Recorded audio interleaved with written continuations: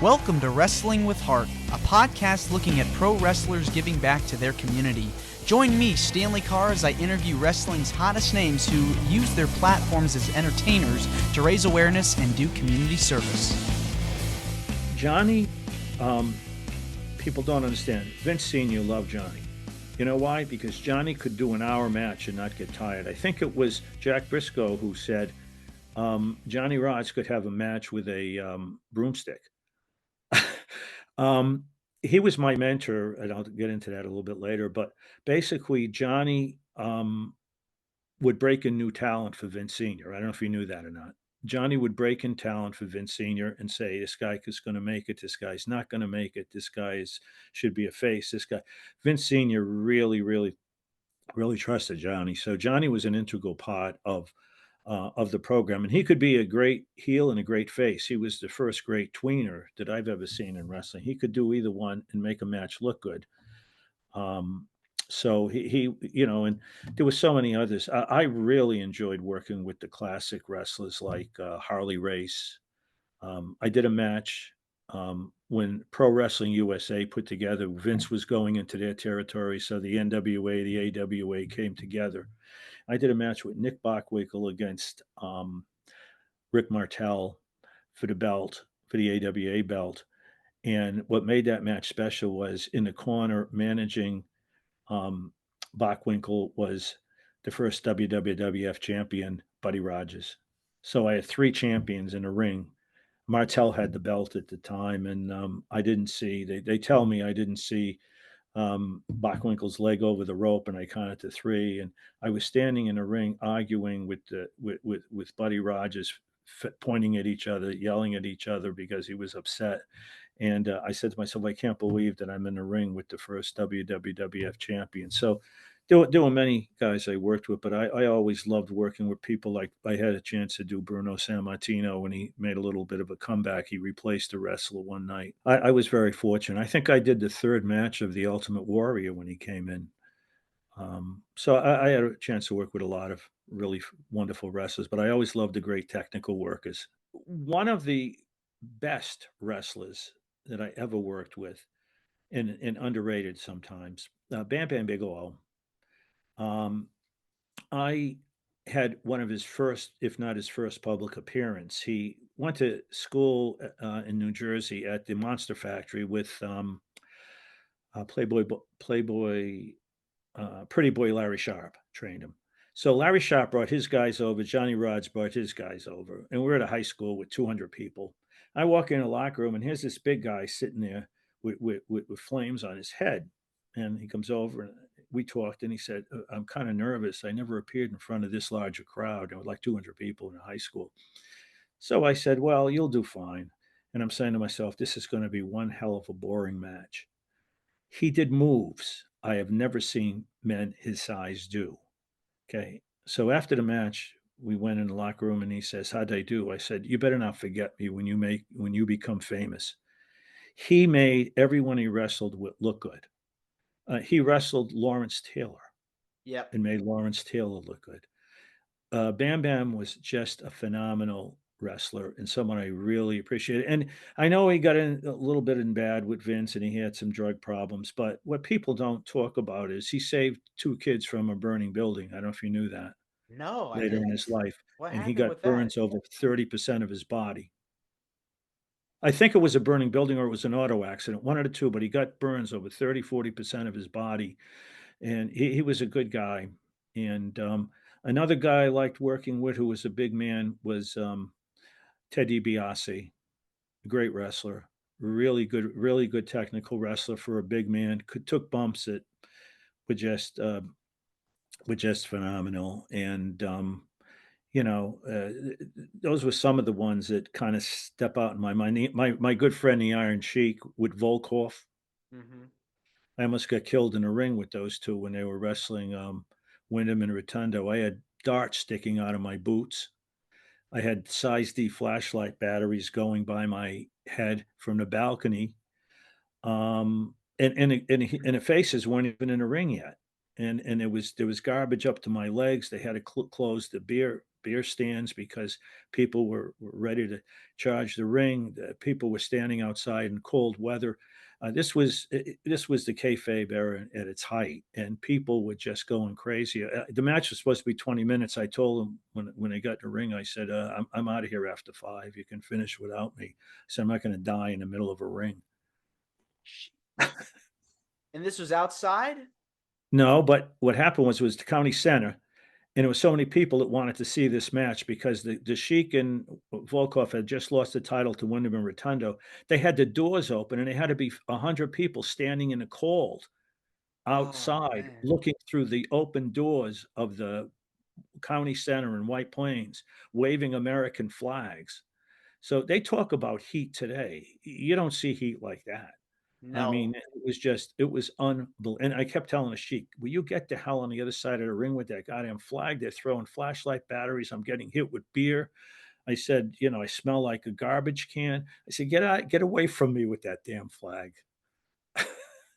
It's crazy how the time was just so much different back then. Today, you couldn't even do half the stuff now that you could get away with back then. And I'm very sorry that you had to go through that. Well, sorry, but exciting because you were part of a passion play. The referee in those days had a much different part than a referee today. He had to add legitimacy to it because 80% of the people thought it was real. So you were adding legitimacy to it. You had to enforce the rules. Today, there's supposed to be if you're outside the ring for the count of 10, it's over. Today they fight for half an hour outside the ring and the ref just stands there. But again, I'm not knocking today. Different time, different circumstances. People found out that it's prescribed. It's so in those days it was kind of like Santa Claus. A lot of people believe in Santa Claus and want to believe in Santa. Well, they wanted to believe what they were looking at was real, especially when they used blood and things of that nature. So there was an excitement um, involved back then that you don't have today, I think. Do you watch the current product at all or keep up with anything modern? Oh, I do. I certainly do. Um, I won't watch it for 3 hours because I like to watch the matches, not necessarily the soap opera part of it. And I'm not knocking the wrestlers of today because people will ask me, compare the wrestlers yesterday. You can't. They're bigger, they're quicker today, like all sports. Okay, and the people love it. But what I see the difference being today, I think a lot of people attend the shows to see these people as rock stars. They just want to see them. The match is almost incidental. Whereas when I worked, the match was the thing. There was very little talk. The managers did the talking. So the match was more important than the talking. And today, I think the talking is as important as the matches, which, again, it's different times, it's different circumstances. They say, who was tougher? Well, I got to tell you, some of the guys I worked with in the old days, I wouldn't want to fight with any of them. Although today you've got tough guys too, and there's certain guys today like Gunther that I think is fantastic because he's a throwback. And there's other people that are good, and of course you've got big names like Roman Reigns, and I was very close to Alpha the Samoan, and all the Samoan family. I worked a lot for Alpha when he had the early promotions. Alpha worked with Johnny a lot, and Alpha said, "I'm starting a promotion up. Would you like to work out? Would you like to work with my guy?" So I did things like I don't know if you watched The Rock on TV, Hmm. but they had a show in a parking lot of a car. That was me on one of those shows. I Really? used to do those shows, and I worked the first matches as Samu, Yokozuna, a lot of the Samoans that were and many of them I worked with. I have on video, and it was on the internet. Um, Umaga and who was the other fellow? His tag team partner before they went with the WWE. There was Umaga, and there was another big Samoan who had a real big name. Was it 3 minute Um, warning? Rosie? Not Umaga, and I can't remember the other guy, but I supposedly did the worst Samoan dance with them that any referee has ever Rikishi? done. Rikishi. I have a there's a video of myself working for Northeast Wrestling, run by Mike Lombardi, who I was his referee for 15 or more years. I have a video of Rikishi and Umaga forcing me to dance with them in the ring, and it was claimed to be the worst dance any ref ever did with them. And as I said, I worked one of Yoko's last matches. I worked one of his first matches. Had a great time working with them. I always enjoyed working with Alpha, and I refereed some of Alpha's matches. Junkyard Dog and Alpha. I did a number of Alpha's matches over the years. Tough guy. Alpha was one tough. Yeah. Believe me, he was the him and Sika were the you did if you're a Samoan, you didn't cross them. And they're definitely, you can tell that they're very passionate about wrestling. Case in Oh yeah. point, Rikishi's sons, the Usos, they've Mhm. become big stars now, and Solo Sikoa, another guy that I think is going to be a big star too in the WWE. Let's kind of switch gears. You know, you've had a heck of a career in the wrestling business, but let's talk about some of the stuff you've done outside of wrestling. You've partnered up with a lot of charity organizations, done a lot of volunteering over the years. Tell me about some of the organizations that you've worked with. Well, having been a coach in in a former life, I've had several careers, but having been a coach and an athletic director, um, I always enjoyed sports. So I coached my kids in basketball and baseball, and I was involved. I was vice president of one of the larger little leagues in New York for about 6 7 years. I ran our parish CYO basketball program, which had about 15 teams. I did that for about 12 years. Um, my legitimate job, because as I said, I worked for the state athletic commission. I worked weekends, summers, evenings, but I never wanted to really. I asked Chief Jay Strongbow once, who was one of Vince's assistants and one of the liaison, one of his guys that would run the back room. I said, Chief, I heard they're looking for refs. What do you think? Should I apply? Because I was young at that time. He goes, you got a good job? Yeah. You got a pension? Yeah. You got medical? Yeah. He goes, what are you, nuts? Because back in those days, they weren't making a lot of money. And he said, you get hurt, you're gone. You want to set up the ring?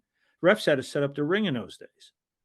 So, I never did it legitimately, but my real job was receiver of taxes for one of the largest towns in New York State. I actually collected taxes for Paul Heyman's parents, Arnie Skolin, and Freddie Blassie, all three whom I became very friendly with. So I had a chance when I was receiver of taxes. One of my jobs was to foreclose on properties. Let's say people had let the property go and they had no relatives and they passed away. I would work with Habitat for Humanity to try to get these properties to people who had low income and had children and help them to get their first home. So I was involved with that. I also am involved. I'm not a musician, but I am a musician. I play washboard with with kind of a folksy blue.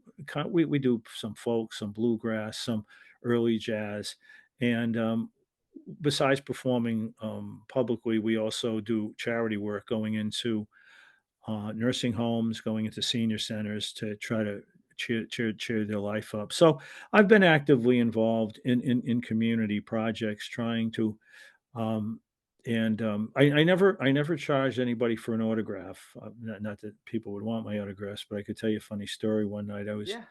outside the Ridgewood Grove Arena, a real old arena out in Queens. And afterwards, I'm standing in the rain. It's raining pretty hard, and there's 20 kids there, and they're asking me for my autograph. So I'm signing, and of course, my ego is glaring. I'm just my ego is just really bursting. So I get to the 21st autograph, and I asked the wrong question. I said, "Why do you want my autograph? I'm not really anybody that important." And they said, "Yeah, I know. We really didn't want yours, but you're the only free one." So leave it to a kid to bring you back down to earth. You know what I'm saying? But again, now I understand they're getting huge dollars for the autographs. And, I always felt a kid, I was a kid once and I would hope they would give me an autograph, and some of them did. And, so you got to give back a little bit. And like I said, I think one of the things that comes through in the book is very fortunate I was, and that, don't be afraid if you're a young person to dream or to have dreams or to follow your dreams, because you never know what could come true. I could have given up when they slammed the door in my face 2 or 3 times, but I said, you know what, I'm going to find a way. And I did, and that was another reason for writing the book. Plus, I've tried to make it affordable. It's 14.99. It has about 40 pictures in it. 14.99 and 5.99 for Kindle. And I want it to be affordable to fans. And most importantly, I want it to be a fan-based book. And Slam Wrestling, I don't know if you're familiar with Slam from Hmm. Canada. Yeah. They did really nice review of the book, and they said it was kind of like written in a way that I was sitting in a bar or a restaurant with somebody talking about it, and not talking down and not trying to be sensational about it, just kind of like trying to share with the fans the wonderful experience I had for 32 years. Yeah, definitely. It's a great read. I got to read a little bit of it um, while getting ready for this interview. Why do you feel passionate about helping out in your community? I think you have to give back. You don't just take. Um, we're in some tough times right now. Like I said, I grew up in a small town where everybody knew everybody, and everybody was friendly, and everybody cared for each other. And today it seems like it almost seems like people have become somewhat hardened. And I think loneliness is a terrible thing today for a lot of people. It's a very under and I think if you can make a person's life a little bit happier by singing and by going out and performing to people maybe that are in nursing homes, who some of them maybe don't get many people visiting them, or by trying to work with people to get them a home, or something like that. You have to give back, and you have to be somewhat empathetic towards people, because I think the times are that much tougher today. And I'm glad wrestling is still going strong. I'm glad it's going well. And it's obviously, I was afraid for a while it was going to die out, but I think one of the keys was rock and wrestling with Hulkamania brought the young people in. When I first worked in the 80s and 90s, it was mostly blue collar fans and white collar workers who would never admit they were fans. Once Hulkamania came in, and once Vince went on cable throughout the entire country and exposed the whole world to wrestling, I think those two things, the rock and wrestling, the Hulk and Vince, certainly. But I was fortunate to be in an era that we'll never see again, and seems to have a lot of nostalgia with people today. Yeah, it definitely does, especially newer fans that want to know the history and they go back to the territory days just to see about some of the names we've talked about here on the podcast. You've had such a heck of a career, and it just means a lot to me to have you on. So I just want to say thank you, David, for coming on today to Wrestling with Heart. It means a lot, and you're more than welcome to come back. Well, thank you for having me, and I certainly would not object to coming back. I like to talk about those days because, again, I enjoy sharing the stories. And if you're interested in more stories, you can purchase the book Ringman from my publisher, bookbaby.com. It is on Amazon, but for some reason, sometimes Amazon says it's out of stock. We'll be getting more soon. I don't know. But I published it basically myself, and the company I went with, all they do, they print the books out for me and they send it to Amazon, Barnes and Noble, etc. And also, like I say, it is in the Kindle form, which you can get. So if you're interested in that era, you're certainly welcome to check it out. Yeah. Well, thank you again. Well, thank you for having me, and it's wonderful to see young people who have a feel for the classic era. Yeah, of course. Have a wonderful day. You too. This is Wrestling with Heart. I hope you found this podcast to be informative and entertaining. If you did, please hit the subscribe button and look out for the next edition.